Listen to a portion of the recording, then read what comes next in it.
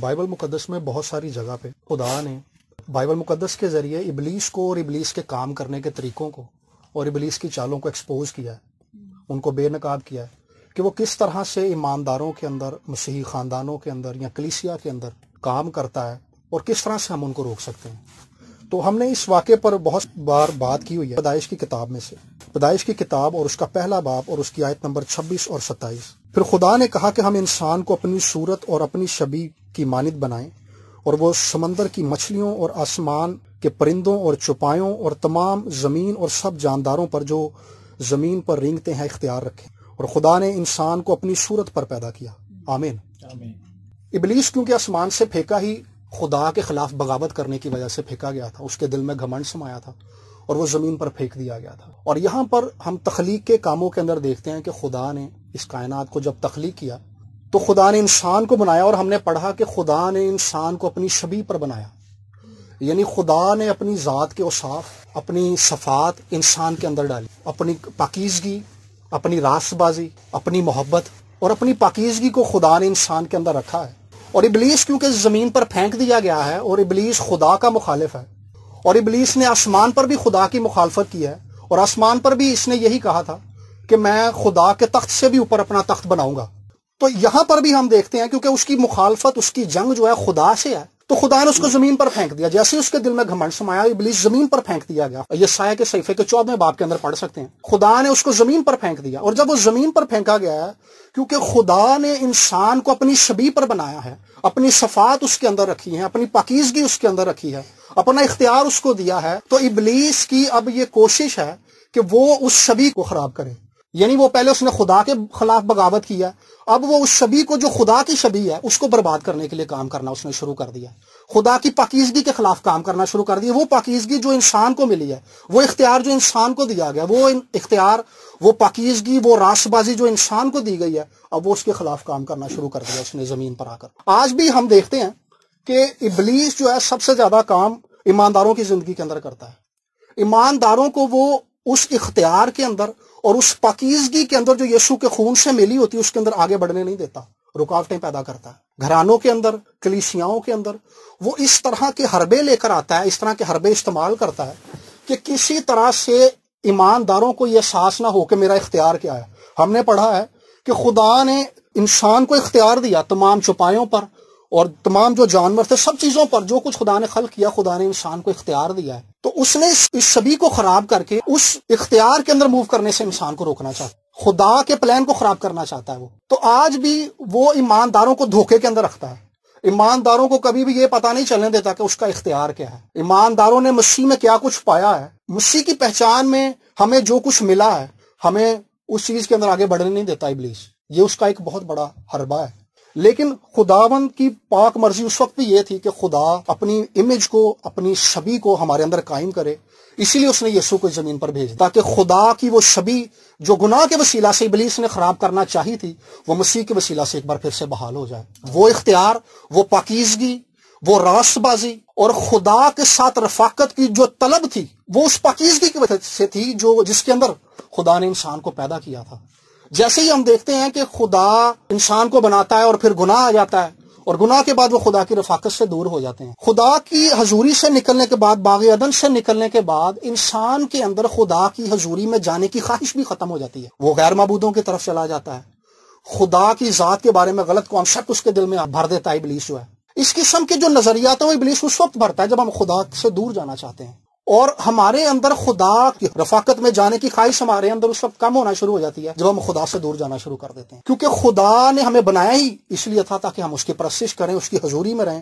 اور ہم آگے جا کے پڑھتے ہیں کہ خدا ٹھنڈے وقت اس سے ملنے آیا، خدا اس کے ساتھ گفتگو کرتا تھا، خدا اس سے بات چیت کرتا تھا۔ اور خدا کا منصوبہ آج بھی انسانوں کے لیے یہی ہے، ایمانداروں کے لیے یہی ہے کہ ایماندار اس کی رفاقت کے اندر رہیں تاکہ خدا کی ذات، خدا کی پاکیزگی اور خدا کی قدرت ان پر ریویل ہو، خدا اپنے آپ کو ان پر ریویل کرے۔ لیکن ابلیس جو ہے وہ روڑے اٹکاتا ہے، وہ کسی بھی صورت یہ نہیں چاہتا کہ کوئی بھی شخص مسیح کی پہچان کو پانے کے بعد اپنے اس اختیار کو سمجھ لے، اس پاکیزگی کے معیار کو سمجھ لے، خدا کی پاکیزگی کو سمجھ لے، جو خدا کی پاکیزگی انسان کو ملی۔ ابلیس کبھی نہیں چاہتا کہ کوئی بھی بندہ اس کو جان لے، یا وہ اس بات کو سمجھ لے کہ ہمیں خدا نے پیدا کیا ہے تاکہ ہم اس کی پرستش کریں، اس کی رفاقت کے اندر رہیں۔ ہنوک کے بارے میں یہ بڑی خوبصورت بات ہے کہ ہنوک خدا کی پریزنس کے اندر رہا ہے، ہنوک خدا کی رفاقت میں چلنے والا بندہ تھا۔ لکھا ہے کہ وہ خدا کے ساتھ ساتھ چلتا رہا، صرف چند آیتوں کے اندر اس کا ذکر ہے، اور لیکن ذکر اس کا یہی کہ وہ خدا کے ساتھ ساتھ چلتا رہا، اور وہ غائب ہوگا کیونکہ وہ اٹھا لیا گیا تھا۔ اس نے اپنی زندگی کے اندر اس بھید کو پا لیا تھا کہ خدا چاہتا ہے کہ میں اس کی رفاقت کے اندر ہوں، اس کی حضوری کے اندر ہوں، اس کی ذات پر دھیان لگاؤں، اس کی قدرت کو دیکھوں، اس کے کاموں پر دھیان لگاؤں، خدا کے پلانز کو سمجھوں، اور خدا کی حضوری میں بیٹھ کر خدا کے حضور میں استفسار کروں۔ لیکن ابلیس جو ہے ہمیں روکتا ہے، ہم جب بھی دعا کرنے بیٹھ جائیں خیالات بھٹک جاتے ہیں، ہمارا دھیان بھٹک جاتا ہے، ہمیں اپنے روٹین کے کام یاد آنا شروع ہو جاتے ہیں۔ ہمیں یاد آتا ہے کہ یار میں نے تو یہ بھی کام نہیں کیا آج، میں نے تو دفتر کا بھی یہ کام کرنا ہے، میں نے تو سودا بھی لانا ہے، میرے گھر میں یہ بھی چیز ختم ہوئی ہے۔ یہ ساری باتیں جو ہے ہمارے ذہن میں آنا شروع ہو جاتی ہیں کیونکہ ابلیس ہمیں دعا کرنے سے روکتا ہے۔ آپ روزے کا خیال رکھ لیں، ایک دن پہلے آپ سوچ لیں کہ بھئی میں کل روزہ رکھوں گا۔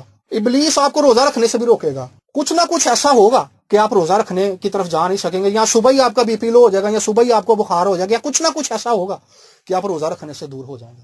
آپ گھر میں دعا کرنا شروع کر دیں، خاندانی عبادت شروع کر دیں، ابلیس اس کو بھی فلوپ کرنے کے لیے آگے آتا ہے۔ وہ اس سے پہلے کہ عبادت شروع ہو گھر میں کوئی ایسی چھوٹی سی بات شروع ہوتی ہے جس سے پہلے لڑائی جھگڑا شروع ہو جاتا ہے۔ وجہ کیا ہے؟ کیونکہ وہ نہیں چاہتا کہ ہم خدا کی حضوری کے اندر جائیں۔ اصل میں خدا یہ چاہتا ہے کہ مسیح کے وسیلہ سے جو خدا کی شبیہ انسان کے اندر بحال ہوئی ہے وہ قائم بھی رہے۔ خدا اس کو قائم رکھنے کی قدرت رکھتا ہے، لیکن خدا چاہتا ہے کہ ہم ہر روز خدا کی پاکیزگی کے اندر جائیں، خدا کی محبت کو جانیں، خدا کی راست بازی کو اور قریب سے دیکھ لیں کہ یار خدا کس قدر راست باز ہے، خدا کس قدر مہربان ہے، خدا کس قدر پاک ہے، اور ہم کس قدر اس کی ذات کو سمجھ سکتے ہیں، خدا مجھ سے کس قدر محبت رکھتا ہے۔ یہ چیزیں ہم اس وقت جانتے ہیں جب ہم خدا کی حضوری کے اندر جاتے ہیں، لیکن ابلیس جو ہے وہ ہمیں جانے سے روکتا ہے۔ اور اگلی بات جو اس نے ہوا سے کہی ہے، تیسرے باب کی پہلی 5 آیتوں کو میں پڑھوں گا۔ اور سانپ کل دستی جانوروں اور جن کو خداوند خدا نے بنایا تھا چلاک تھا، اور اس نے عورت سے کہا کہ کیا واقعی خدا نے کہا ہے کہ باغ کے کسی درخت کا پھل تم نہ کھانا۔ سوال وہ کر رہا ہے کہ کیا واقعی خدا نے کہا ہے کہ باغ کے کسی درخت کا پھل تم نہ کھانا۔ ابلیس کیا کرتا ہے؟ ایمانداروں کے سامنے جب آتا ہے تو وہ خدا کے کلام کے بارے میں سوال اٹھاتا ہے، خدا کے کلام کے بارے میں اس نے سوال اٹھایا کہ کیا واقعی خدا نے تمہیں کہا ہے۔ خدا کیا کرتا ہے؟ اپنے کلام کے وسیلہ سے ہمارے گرد ایک حد مقرر کرتا ہے۔ یہاں پر بھی خدا نے یہی کیا، خدا نے ایک حد مقرر کیا کہ سارے درختوں کا پھل تم کھا سکتے ہو، لیکن وہ درخت جو باغ کے بیچ میں ہے اس کا پھل تم نے نہیں کھانا۔ خدا نے منع کر دیا، خدا نے ایک حد مقرر کیا ہے۔ لیکن ابلیس ہمارے آگے منطقی، جو لوگ منطق کو سمجھتے ہیں، عقل کو، حکمت کو جانتے ہیں، سمجھتے ہیں، وہ ان کے آگے منطقی بات لے کر آتا ہے، لیکن جو لوگ منطق کو نہیں سمجھتے وہ ان کے آگے بے وقوفانہ بات لے کر آتا ہے، یعنی ایسی بات جس کے اندر کوئی بندہ پھنس جائے وہ بات اس کے سامنے لے کر آتا ہے تاکہ وہ کسی بھی طرح سے کسی بندے کو روک لے، خدا کے کلام کے بارے میں سوال اٹھا دے۔ اس نے کہا کیا واقعی خدا نے تمہیں روکا ہے؟ یعنی وہ کر گیا رہا ہے، جو حد خدا نے مقرر کیا ہے وہ انسان کی سوچ کو اس حد سے باہر جا کر سوچنے کی مجبور کر رہا ہے۔ یعنی ہوا کو وہ ایک ایسا ماحول دے رہا ہے کہ وہ خدا کی مقرر کردہ حد کے باہر جا کر سوچ سکے تاکہ اس کے اندر سوال اٹھنا شروع ہو جائے، اس کے اندر شک پیدا ہو جائے۔ آج بھی ابلیس کا سب سے بڑا جو ہتھیار ہے وہ یہی ہے، وہ خدا کے کلام پر سوال اٹھانا شروع کرتا ہے کہ بھئی تو کل کے لیے سوچنا شروع کر، کل دلی نہیں سوچیں گا تو کل نو کی بنے گا تیرا، جبکہ بائبل میں لکھا ہے کہ کل کی فکر نہ کرو، کل کا دن اپنی فکر آپ کر لے گا۔ پہلے تم اس کی بادشاہی، اس کی راست بازی کی تلاش کرو تو یہ سب چیزیں تم کو مل جائیں گی۔ یہ حتمی بات ہے، خداوند یسوع مسیح نے اعلان کر دیا ہے، خداوند یسوع مسیح نے یہ مقرر کر دیا ہے کہ ایسا ہوگا۔ لیکن ابلیس کیا کرتا ہے؟ یار کلام تے ٹھیک ہے لیکن تو تے اپنے لیے کچھ کرنا ہے نا۔ اس قسم کے سوالات ہمارے دل ذہن کے اندر اٹھتے ہیں کہ ہم خدا کے کلام کے باہر جا کر سوچنا شروع کریں۔ جب ہم خدا کے کلام کی مقرر کردہ حد کے باہر جاتے ہیں تب ہم انسیکیور ہو جاتے ہیں، غیر محفوظ ہو جاتے ہیں۔ ابلیس کو موقع مل جاتا ہے کہ وہ جھپٹ لیتا ہے، ہم پر اٹیک کر دیتا ہے، ہمیں پکڑ لیتا ہے۔ جیسے ہی ہم خدا کے کلام سے باہر جا کر سوچنا شروع کرتے ہیں ہم ابلیس کے نردے کے اندر آ جاتے ہیں۔ اس نے بھی یہی کیا اور یہ پھنس گئی۔ نہ صرف یہ پھنسی ہے بلکہ آگے ساری نسل انسانی پھنس گئی ہے۔ سو ہم نے اپنا جو وقت ہے وہ خدا کے کلام کے ساتھ گزارنا ہے اور کلام پر غور کرنا ہے۔ ہم کلام کو پڑھ لیتے ہیں، ہم کلام کو سن لیتے ہیں، لیکن اس پر میڈیٹیشن نہیں کرتے، اس پر گیان اور دھیان نہیں کرتے۔ جب ہم اکیلے بیٹھے ہوتے ہیں ہمارے ذہن کے اندر بہت ساری فکریں ہوتی ہیں، لیکن ہم نے کبھی بھی اس کلام پر غور نہیں کیا جس کو ہم نے پڑھا ہوتا ہے یا جس کو ہم نے سنا ہوتا ہے۔ اسی لیے ہمیں بھول بھی جاتا ہے، اسی لیے ہمیں اس کی سمجھ بھی نہیں آتی، اسی لیے ہم اس پر ایمان بھی نہیں رکھ پاتے، کیونکہ ہم نے اس پر دھیان نہیں لگایا ہوتا۔ جب ہم دھیان لگانا شروع کرتے ہیں تو تب خدا کلام کے اس حصے کو ہمارے لیے کھول دیتا ہے، ہمیں پاک کلام کی سمجھ بھی آ جاتی کہ اس بات کا مطلب کیا تھا. پاک کلام کے اندر یہ بات اور کس جگہ پر لکھی ہوئی ہے یہ بھی ہمیں سمجھ میں آ جاتی ہے. میری لائف کے اندر کلام کے اس حصے کا تعلق کہاں سے ہے یہ بھی بات خدا ہمیں سمجھا دیتا ہے. یہ باتیں اس وقت ہوتی ہیں جب ہم کلام پر دھیان لگانا شروع کرتے ہیں, اور پھر جب ہم کلام کے بارے میں سوچنا شروع کرتے ہیں, کلام پر دھیان لگاتے ہیں, کلام پر غور و خوض کرتے ہیں, تو ابلیس کے لیے بھی راستے بند ہو جاتے ہیں. جیسے ہی ابلیس خدا یسوع مسیح کے پاس ہے, خدا یسوع مسیح نے اس کو کلام سے ڈیفینڈ کیا ہے. اس نے کہا لکھا تو خداوند اپنے خدا کی آزمائش نہ کر. کیوں؟ کیونکہ اس کے ذہن میں کلام تھا. وہ خود مجسم کلام تھا لیکن وہ کامل انسان بھی تھا. لکھا ہے کہ اس نے اپنے آپ کو خالی کر دیا تھا اور انسان کے مشابہ ہو گیا تھا. یعنی وہ اس وقت خدا یسوع مسیح ایک انسان کی طرح, جس طرح ایک ہم ہے, خدا یسوع مسیح اس طرح سے تھا.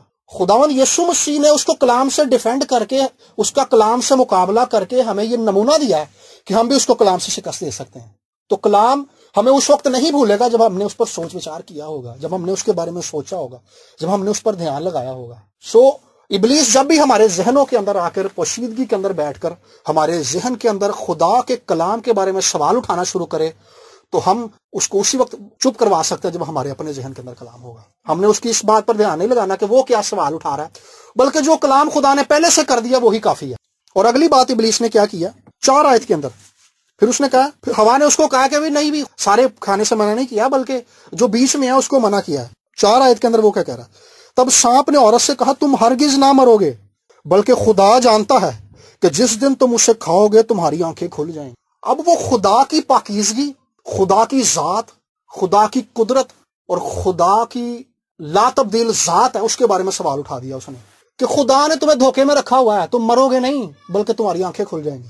یہ ابلیس کا طریقہ کار ہے, وہ خدا کی ذات پر بھی سوال اٹھا دیتا ہے کہ بھئی خدا نے تمہیں دھوکے میں رکھا ہوا ہے, تم اس پھل کو کھا کے مرو گے نہیں بلکہ تمہاری آنکھیں کھل جائیں گی. یعنی وہ کہہ رہا ہے کہ ابھی خود تمہاری آنکھیں بند کی ہوئی ہیں خدا نے, ابھی خدا نے تمہیں دھوکے کے اندر رکھا ہوا ہے. ابلیس خدا کے منصوبوں کو سمجھنے کے لیے ہمیں کبھی بھی نہیں اجازت دیتا, وہ رکاوٹیں پیدا کرتا ہے کہ ہم خدا کے منصوبے کو کبھی بھی سمجھ نہ سکیں. کیونکہ جب کوئی بندہ خدا کے منصوبے کو سمجھ جاتا ہے, اصل میں وہ آگے بڑھنے کے لیے تیار ہو جاتا ہے. جب کسی بندے کو اس بات کی سمجھ آ جاتی ہے کہ خدا کا میری زندگی کے اندر کیا منصوبہ ہے, خدا میری زندگی سے کیا چاہتا ہے, خدا نے میرے لیے کیا مقرر کیا ہوتا ہے, تو خدا کی ذات کے اوپر اس کا ایمان بڑھ جاتا ہے. لیکن ابلیس جو ہے ہمیں آگے بڑھنے سے روکنے کے لیے ہمارے آگے یہ رکاوٹ رکھتا ہے کہ ہم خدا کے منصوبے کو سمجھ ہی نہ سکیں, ہم کلام کو کبھی بھی نہ پڑھیں, ہم کبھی بھی دعا نہ کریں, ہم کبھی بھی روزہ نہ رکھیں, ہم کبھی بھی فیملی پریئر کے اندر نہ بیٹھیں, ہم کبھی بھی چرچ نہ جائیں. وہ کبھی بھی نہیں چاہتا. ہم کبھی بھی ایمانداروں کی رفاقت کے اندر نہ رہیں, وہ کبھی بھی نہیں یہ چاہتا, کیونکہ اس کو پتا ہے کہ جس دن اس کو یہ پتا چل گیا نا کہ خدا کا منصوبہ میرے خلاف کیا, اس نے میرے خلاف ہی کھڑے ہو جانا ہے. لیکن خدا اپنے منصوبوں کو ہم پر ریویل کرتا ہے. لکھا کہ خدا کے جو منصوبے ہیں وہ ریت کے ذروں کی مانند ہیں. زبور کے اندر لکھا ہے جیسے سمندر کنارے کی ریت کو کوئی گن نہیں سکتا, وہ منصوبے جو خدا نے ہمارے لیے, میرے لیے اور آپ میں سے ہر ایک کے لیے بنائے ہوئے ہیں, ہم نہ تو انہیں جان سکتے نہ انہیں سمجھ سکتے ہیں. لیکن جیسے ہی ہم عاجز دل کے ساتھ خدا کے حضور میں جاتے ہیں اور اپنے آپ کو خدا کے حضور میں لے جا کر ایزی چھوڑ دیتے ہیں کہ خداوند میں تو ایک حقیر شخص ہوں, میں اپنے دھندوں کے اندر, اپنے کاروبار کے اندر, اپنی زندگی کے اندر بھی ناکام ہوں, لیکن تیرے منصوبے میرے لیے راستے کے منصوبے ہیں, تیرے منصوبے میرے لیے سلامتی کے منصوبے ہیں, تیرے منصوبے میرے لیے ترقی کے منصوبے ہیں, تیرے منصوبے میرے لیے برکت کے منصوبے ہیں. جب ہم اس بات پر دھیان لگانا شروع کرتے ہیں تو ہمیں قوت ملتی ہے, اور یہ قوت خدا کے کلام کی قوت ہے, یہ قوت خدا کی سچائی کی قوت ہے, یہ خدا کی حقیقی سچائی ہے, یہ خدا کے کلام کی حقیقت ہے جو ہم پر کھلنا شروع ہو جاتی ہے جب ہم اس کے حضور میں بیٹھ کر اس کے منصوبوں پر دھیان لگانا شروع ہو جاتے ہیں. لیکن جب ہم ابلیس کی بات کو فالو کرتے رہتے ہیں, جب ہم خدا کے منصوبوں کو جاننا نہیں چاہتے, کئی بار ہم خود جاننا نہیں چاہتے, ہم خود کیسے اپنے آپ کو روکتے ہیں جاننے سے. مطلب ہم سوچتے ہیں یار میں گھر بہ کے بھی تو بائبل پڑھنا, میں گھر بہ کے بھی تو دعا کرنا, میں چرچ جان کی ضرورت ہے. آگ کے پاس رہنے ہی سے بندہ گرم رہتا. ابھی ہم نے چولہا بند کر دیا, تھوڑی دیر بعد کیا ہوگا, کمرہ جو ہے سرد ہونا شروع ہو جائے گا, سردی بڑھنا شروع ہو جائے گی. خدا کی حضوری میں رہ کر ہی, ایمانداروں کی رفاقت میں رہ کر ہی, چرچ کے اندر رہ کر ہی ہماری روحانی ترقی ہوگی, ہم خدا کے منصوبوں کو سمجھ پائیں گے. اگر کوئی بندہ یہ سوچتا ہے نا کہ یار میں گھر بیٹھ کے آئزک ٹی وی لا لاں گا تو میری ترقی ہو جائے گی, تو ایسا نہیں ہو سکتا. کلام کو سنتے ہوئے آپ کے ذہن میں جو سوال اٹھا ہے اس کا جواب آپ کا پاسٹر آپ کو دے سکتا ہے, یا وہ بندہ دے سکتا ہے جس کی رفاقت میں آپ ہیں. ایک پاسبان اپنی کلیسیا کی روحانی ضرورت کو جانتا ہے, کو پتا ہوتا ہے کہ میری کلیسیا کی روحانی ضرورت کیا ہے, کس خاندان کے اندر کیا پرابلم ہے. ہم بتائیں یا نہ بتائیں, خدا کی طرف سے بات اس پر ریویل ہو جاتی ہے, کیونکہ بائبل میں لکھا ہے کہ جو شہر چٹان پر ہے وہ چھپ نہیں سکتا. تو جو چٹان پر بندہ کھڑا ہوتا ہے اسے ساری نیچے والی چیزیں نظر آتی ہیں. جس شخص کو خدا نے سرفراز کیا ہوتا ہے، چٹان پر استوار کیا ہوتا ہے، کھڑا کیا ہوتا ہے، اس کو سب کچھ دے رہا ہوتا ہے نیچے سے کہ کیا ہو رہا ہے، کون بندہ کیا کر رہا ہے۔ سو چرچ کے ساتھ جڑنے سے، رفاقت میں رہنے سے، خدا کی حضوری میں جانے سے، خدا کے منصوبوں کو سمجھنے کے لیے خدا کی ذات پر دھیان لگانے سے ہم آگے بڑھتے رہیں گے، اور خدا کے منصوبوں کو سمجھنے کے لیے اپنے آپ کو پیش کرنے سے ہم آگے بڑھیں گے، اور ابلیس اس سے شرمندہ ہوگا۔ لیکن ابلیس ہمیں روکتا ہے کہ ہم کبھی بھی خدا کے منصوبے کو نہ سمجھے۔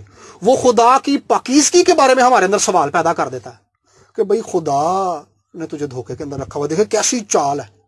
میں حیران رہ گیا کہ یہ بھی کیسی چال ہے، خدا کے بارے میں اس نے ان کو شک میں ڈال دیا کہ جس دن تم نے کھا لیا نا تمہاری آنکھیں کھل جائیں گی، جس دن تم نے کھا لیا تمہاری آنکھیں کھل جائیں گی، مطلب خدا نے تمہیں دھوکے کے اندر رکھا ہوا ہے۔ دیکھیں ذرا، اسی بات کی وجہ سے آج لوگ گمراہی کے اندر ہیں، غلط تعلیمیں اسی لیے اٹھ رہی ہیں۔ لوگ زندہ خدا کو چھوڑ کے بتوں کی پرستش کرنے کی طرف، بتوں کو بنانے کی طرف اس لیے مائل ہو گئے ہیں کیونکہ ابلیس نے خدا کی ذات کے بارے میں ان کے اندر سوال پیدا کر دیے۔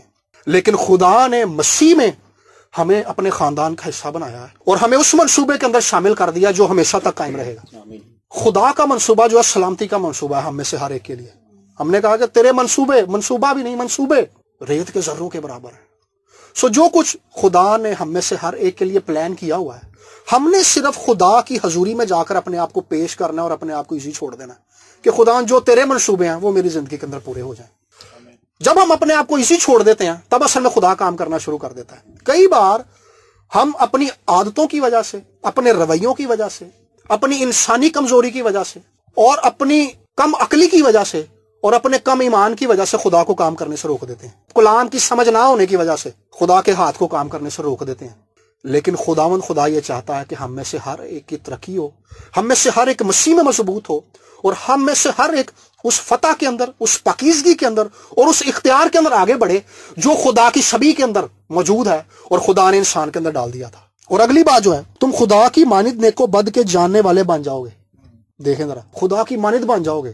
کوئی بھی شخص جب ترقی کر رہا ہوتا ہے، خواہ وہ مادی ترقی ہو، خواہ وہ روحانی ترقی ہو، خواہ کوئی بھی ترقی ہو، ابلیس اس کے اندر گھمنڈ لے کر آتا ہے۔ یہاں پر جو بات اس نے کیا ہے تم خدا تعالیٰ کی مانند بن جاؤ گے، اصل میں یہ وہی بات ہے جو ابلیس نے خود کہی تھی۔ یسایہ کی کتاب اس کے 14ویں باب کی 14ویں آیت کے اندر، میں خدا تعالیٰ کی مانند ہوں گا۔ یعنی وہ ہوا کو اس بات کا ادراک دینے کی کوشش کر رہا ہے کہ ابھی تم جو خدا نے تمہیں دھوکے کے اندر رکھا ہوا ہے، لیکن تم خدا تعالیٰ کی مانند بن جاؤ گے۔ یعنی وہ گھمنڈ جو اس کے اندر تھا، وہ غرور جو اس کے اندر تھا، اس کا بیج وہ ان کے دلوں کے اندر بھی بو رہا ہے کہ تم خدا کی مانند ہو جاؤ گے۔ ابھی تو تم خدا کے اختیار کے ماتحت ہو، ابھی تو تم خدا کے ماتحت کام کر رہے ہو، پھر تم خدا کی مانند ہو جاؤ گے، پھر تمہیں اپنے اوپر کسی بندے کی ضرورت نہیں پڑے گی، پھر آل ان آل تم ہی ہوگے، جیسا وہ چاہتا تھا۔ جو وہ چاہتا تھا میں ہی آل ان آل ہوں، میری پرستش ہو، فرشتے جو ہیں میری پرستش کریں، میرے آگے سر جھکائیں، وہ یہ چاہتا تھا، میرا اختیار ہو، میری مرضی چلے۔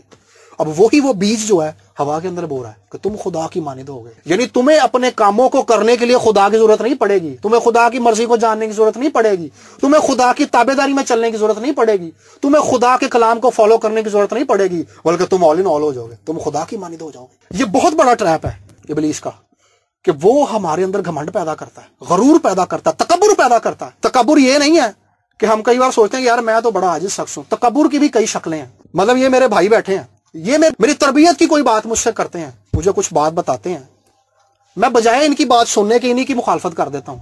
یہاں میں ان کی بات سن کر مجھے پتا ہے میرے اندر یہ کمزوری ہے اور ان کی بات بھی صحیح ہے، میں ان کی بات کو ماننے کے لیے تو دور، سننے کے لیے بھی تیار نہیں ہوں۔ یہ تکبر کی ایک شکل ہے۔ لیکن جب ہمارے اندر تکبر نہیں ہوتا، لکھا ہے کہ جو اپنے آپ کو چھوٹا بنائے گا وہ بڑا کیا جائے گا۔ سو ایماندار ہوتے ہوئے، فیملی کا حصہ ہوتے ہوئے، چرچ کا حصہ ہوتے ہوئے، ہم نے اپنے آپ کو تابع داری میں لے کر جانا سیکھ کہ تابع داری کے اندر کس طرح سے چلا جاتا ہے۔ یہاں پہ جو بات ہے وہ تابع داری کی تھی اصل میں، کہ کلام انہیں مل گیا، تابع داری انہوں نے خود کرنی ہے۔ زندگی موت کا سوال ہے، نسلوں کی تقدیر کا سوال ہے، نسلوں کے مستقبل کا سوال ہے۔ اگر آج وہ تابع داری نہیں کریں گے تو آج ہم بھی گناہ کے اندر پیدا ہو رہے ہیں، اسی گناہ کے اندر جو انہوں نے کر دیا تھا۔ سو ہم نے تابع داری کے اندر اپنے آپ کو پیش کرنا ہے۔ اصل میں کسی کے حکم کو نہ ماننا، حکم کی عدولی کرنا تکبر ہی ہوتا ہے، کیونکہ ہم یہ سمجھتے ہیں یار نہیں ایسی گل نہیں، میری گل بہت ہی معتبر ہے، میں زیادہ اچھے طریقے سے اس گل کو انڈرسٹینڈ کرنا۔ لیکن خاندان میں رہتے ہوئے، کلیسیا میں رہتے ہوئے، جس جگہ ہم جاب کرتے ہیں وہاں پہ رہتے ہوئے ہم نے تابع داری کے اندر چلنا سیکھنا ہے۔ ماما اکثر ایک بات کہتے ہیں، جس کو تم دیکھتے ہو جب تم اس کی تابع داری نہیں کر رہے تو خدا تو تمہیں دکھائی نہیں دیتا، اس کی تابعداری کیسے کرو گے؟ سو ہم نے جس کو دیکھ رہے ہیں اس کی تابعداری کرنا سیکھنی ہے۔ اصل میں تابعداری نہ کرنا بغاوت ہوتا ہے، اور بغاوت ہی تھی جو ابلیس نے آسمان پر کی تھی، خدا کے سسٹم کے خلاف، خدا کے پلان کے خلاف، خدا کی ذات اور خدا کی پاکیزگی، خدا کی قدرت اور خدا کے اختیار کے خلاف اس نے بغاوت کر دی تھی۔ اور یہ وہ ابلیس کے منصوبے ہیں جو وہ چرچ کے اندر لے کر آتا ہے، جو گھرانوں کے اندر وہ لے کر آتا ہے، گھرانوں کے اندر بغاوت پیدا کرتا ہے، بھائیوں بہنوں کے اندر بغاوت پیدا کرتا ہے، خدا کی ذات پر سوال اٹھا دیتا ہے، خدا کے کلام پر سوال اٹھا دیتا ہے۔ کسی بھی بندے کے لیے جو نہ صرف وہ خدا کے بارے میں سوال اٹھاتا ہے، جیسے میں بات کر رہا تھا کہ اس نے خدا کی ذات پر سوال اٹھا دیا، کوئی بندہ جو بڑا مخلص ہے اپنے کام سے، اس کی مخلصی پر سوال اٹھا دیتا ہے، یار بندہ سیدھا جو لگتا تو ہے لیکن ہے نہیں ہے۔ ہمارے اندر ہی سوال چل رہے ہوتے ہیں، ہم 1 منٹ میں بندے کی ججمنٹ کر دیتے ہیں، تو نہیں یار ہے لگتا تو سیدھا جا ہے نہیں ہے، جنہ باہر ہے انہاں اندر ہے۔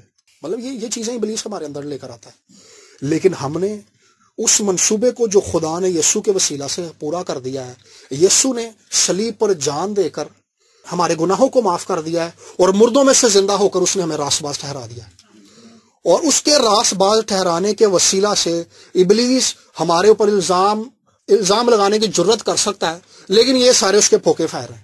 ابلیس کو ہم شرمندہ اس وقت کر سکتے ہیں جب ہم یسوع کے لہو میں چھپے رہیں گے۔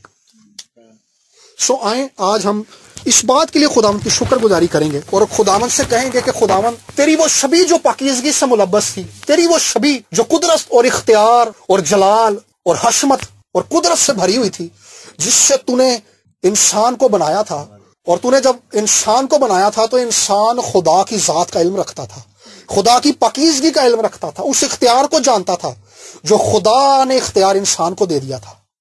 انسان اس اختیار کو سمجھتا تھا، خدا کی رفاقت کی اہمیت کو سمجھتا تھا، لیکن جیسے ہی گناہ آ گیا اس نے اپنے آپ کو چھپا لیا پتوں کے اندر، خدا کی حضوری سے اس نے اپنے آپ کو چھپا لیا۔ سو آئیں آج ہم خدا سے ایک بار پھر سے کہنا شروع کریں کہ خداوند وہ شبیہ جو یسوع کے وسیلہ سے بحال کر دی گئی ہے، یسوع نے کہا تھا کہ اس پر کس کی شبیہ بنی ہے؟ انہوں نے کہا کیسر کی۔ اس نے کہا جو کیسر کا ہے وہ کیسر کو دے دو، جو خدا کا ہے وہ خدا کو دے دو۔ ہمیں خدا نے اپنی شبیہ پر بنایا تھا اور ہم خدا کے ہیں، آئیے ایک بار پھر سے ہم اپنی زندگیاں اس کو دے دیں، کیونکہ ہمیں خدا نے اپنے لیے بنایا ہے تاکہ ہم اس کی حمد کریں، ہم اس کی پرستش کریں، ہم اس کی عبادت کریں، ہم اس کی پاکیزگی پر دھیان لگائیں، ہم اس کی پاکیزگی کے اندر زندہ رہیں، ہم اس کی قدرت پر دھیان لگائیں، ہم اس کی قدرت کو سمجھ جائیں، ہم اس کی راست بازی کو سمجھیں، ہم اس کے مردوں میں سے جی اٹھنے کو سمجھیں، ہم اس کے کوڑے کھانے کو سمجھیں، ہم اس کی صلیبی موت کو سمجھیں، اور ہم لہو کی قدرت اور اس اختیار کو سمجھیں جو لہو میں پنہا ہے۔ ہاللیلویہ۔ آئیے سب خداوند کی تھوڑی دیر کے لیے شکر گزاری کرنا شروع کریں۔